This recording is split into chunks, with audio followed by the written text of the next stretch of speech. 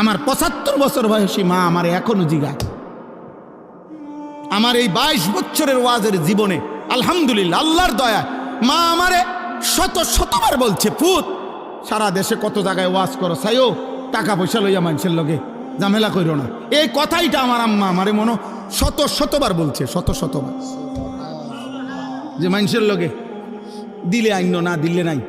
আমি হাল খাতা দিলে বহু মাহফিলের টাকা পাবো, বিশ্বাস করে।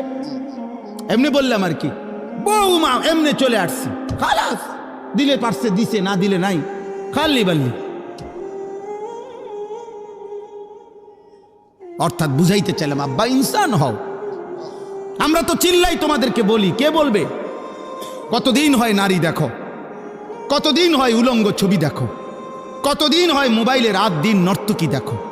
এই যে বেঈমানের মতো চুল রাখছো, কেউ নাই তোমার